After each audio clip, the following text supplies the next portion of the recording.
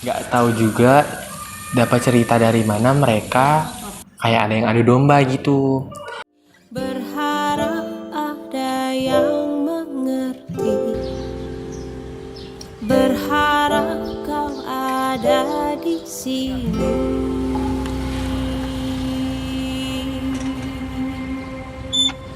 Tenang-tenang yang tak kunjung datang, menanti-nanti cahayamu, beri aku petunjukmu. Tenang-tenang, oh datanglah teman hari ini. Misi. Maul, Iya, apa kabar? Alhamdulillah baik. Duduk mau, duduk Ya, mau. makasih ya. Santai aja Maul. Ya, makasih Em. Oke. Jadi habis dari mana Maul? Dari kampus. Dari kampus. Mm-mm. Jam segini ya, iya sih emang jam-jam pulang kuliah sih Ya, ya. betul. Maul mau cerita apa? Namanya sudah kita tak ketemu Maul. Iya kan? Gimana kabar orang tua? Alhamdulillah baik, sehat semua. Alhamdulillah. Kabarmu gimana? Dibilang baik juga nggak baik. Sedang-sedang lah. Kenapa tuh? Ceritalah. Apa ya? Saya takut kakak kenal atau nanti kakak nyampaikan ke dia lagi kalau saya cerita. Saya takut. Enggak kan, karena kan kalau aku sebagai konselor ya udah tahu nih, konselor tuh udah terikat sama asas kerahasiaan yang dimana ya cerita kamu, cerita Maul itu yang aku keep sendiri. Nanti kita yang bahas, kita berdua yang bahas, tidak tanpa orang lain tahu, seperti itu. Jadi mau cerita apa? Jadi tuh kak, saya tuh kira-kira ini tuh dijauhi sama teman saya karena saya cerita dulu ya dari awal. Oke, silakan Maul. Jadi tuh begini, awalnya tuh saya tuh nggak tahu juga dapat cerita dari mana mereka, kayak ada yang adu domba gitu. Domba ya. Jadi awalnya tuh saya tuh daftar KIP kan, maksudnya tuh kayak ada kuota untuk anak KIP, berapa orangnya, 3 orang gitu.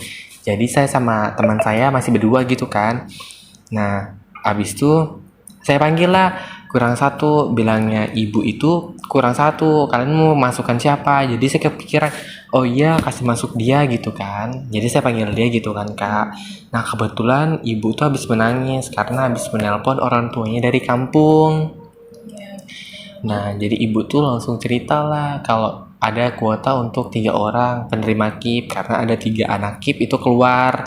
Jadi kami insya Allah bakal ngelanjutin KIP-nya mereka gitu, alhamdulillahnya. Tapi ya itu nggak tahu keterima atau enggak, kan masih diseleksi lagi ya kan. Kemudian itu di sela perbincangan kami membahas tentang KIP itu. Sudah jadi rahasia umum lah kan kak, kakak juga pernah kuliah kan sebelum jadi konselor gitu. Kakak tahu yang pasti yang dapat KIP itu pasti orang-orang yang kaya gitu kan, sedangkan orang yang betul-betul membutuhkan itu Sasaran ya. Oke.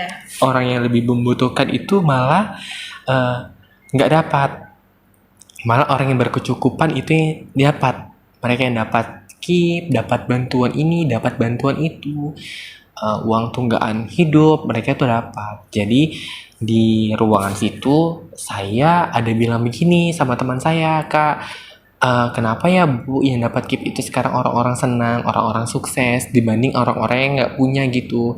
Sedangkan orang yang nggak punya itu niat kuliahnya lebih tinggi dibanding orang yang punya. Apalagi anak KIP sekarang tuh kan yang kayak gimana ya, mereka tuh hedon banget gitu kan kak.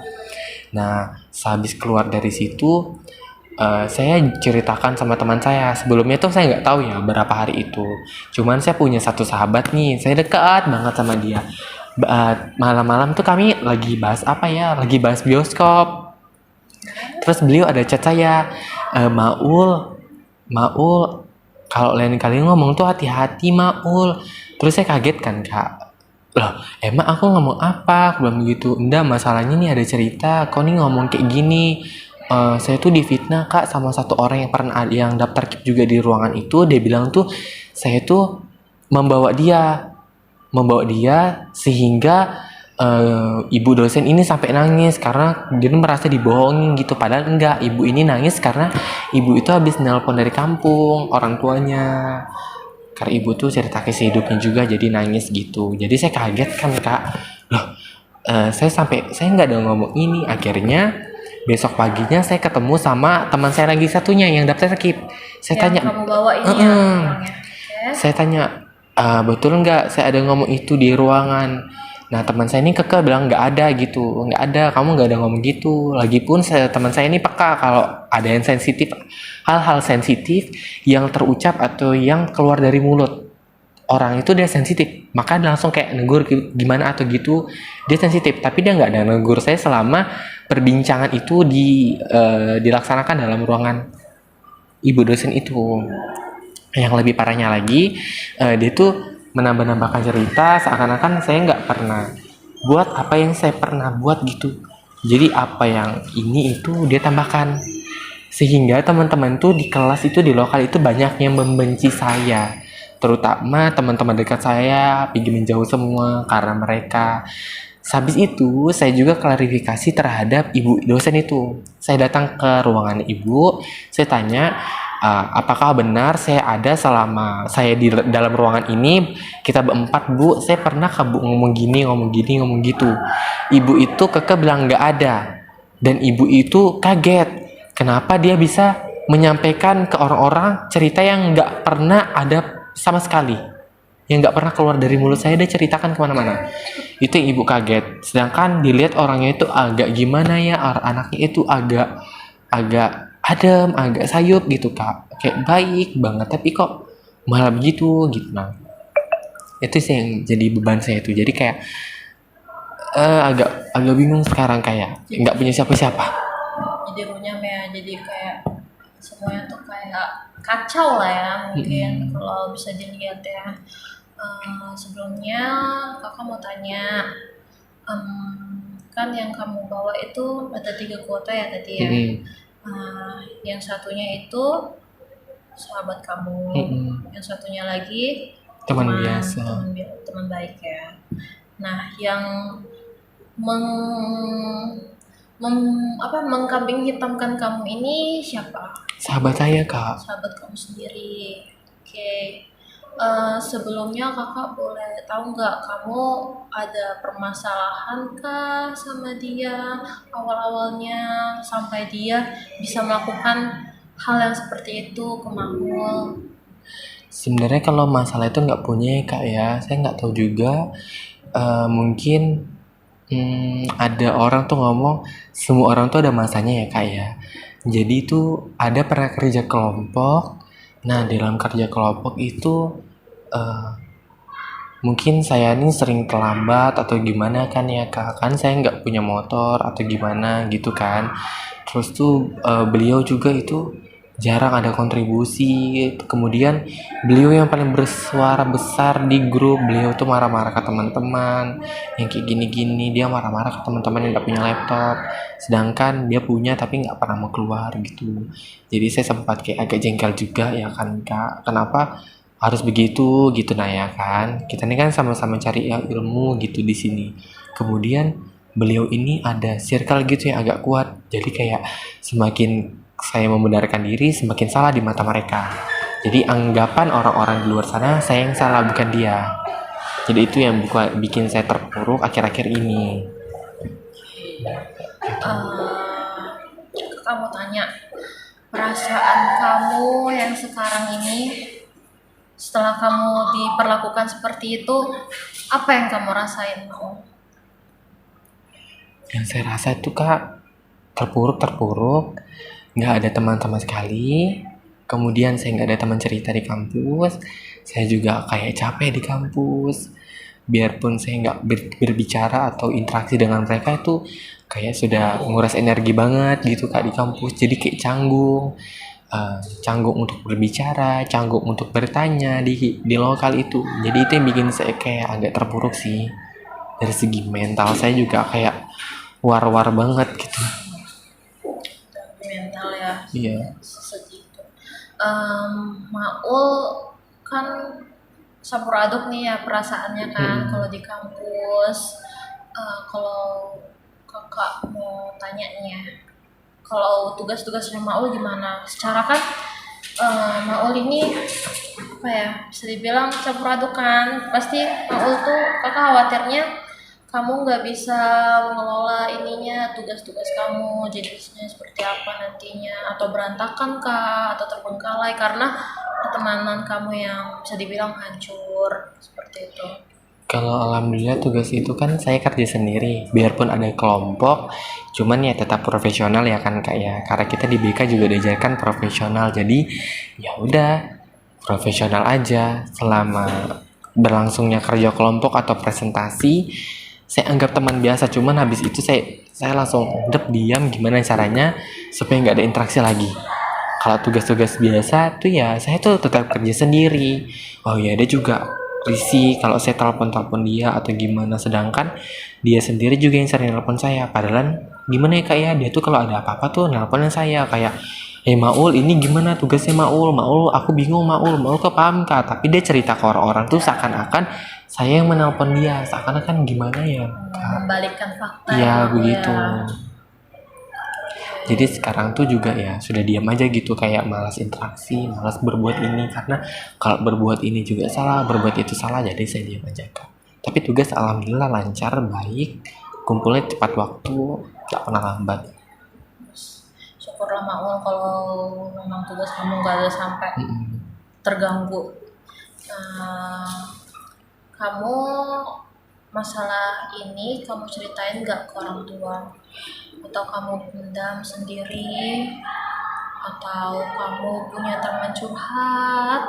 Sebenarnya kalau cerita ke orang tua tuh saya agak canggung ya Kak.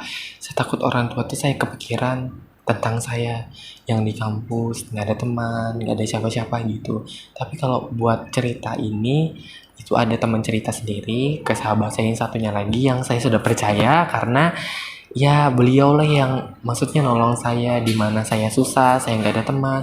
Beliau yang masih welcome dengan saya, nggak pandang gender, nggak pandang fisik, materi atau semacamnya. Beliau tetap menerima saya dengan keadaan saya sekarang. Beliau menerima saya walaupun saya kadang jadi beban di kampus atau gimana, tapi beliau tetap ya nerima saya seadanya. Jadi saya cerita ke dia, nggak ke orang tua, karena saya takut orang tua saya kepikiran tentang kuliah saya. Itu saya nggak mau. Baik, jadi ini masalahnya ada di sahabat kamu ya, yang dimana pertemanan kamu jadi hancur, terus nama kamu jadi jelek lah ya kalau dilihat, karena kan diceritain yang jelek-jelek tuh sama sahabat kamu. Kakak mau tanya, masalah ini udah pernah nggak dilurusin sebelumnya? Nah Kak, selama saya meluruskan masalah ini, mengajak si dia untuk bertemu dengan yang empat dalam ruangan ini, Ibu Kajur, teman saya satunya, dan dia, kemudian saya. Tetapi setiap saya mau menyelesaikan masalah, dia itu tidak pernah turun mata kuliah. Jadi itu yang bikin sulit untuk clearnya masalah ini.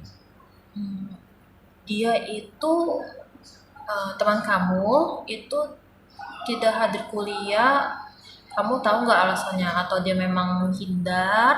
Atau sebelumnya dia turun? Saya nggak tahu pasti ya kan Kak, kan saya sudah putus kontak ya sama dia, tapi tuh ada satu teman yang ngabarin tuh, kayak teman yang pernah ada di dalam KIP itu, ruangan itu, dia ngabarin kalau dia tuh nggak mau misalnya ngadep kalau ada saya, dia mau antara dia dan teman saya yang masuk ke ruangan tanpa saya, jadi tinggal bertiga jadi ruangan, saya nggak ada. Dia maunya begitu, cuman kan yang kayak gimana ya mau selesai masalah kalau begitu, saya bingung juga. Jadi kayak kenapa harus begini gitu, nah kan sedangkan kuliah ini ya masih butuh teman gitu kan.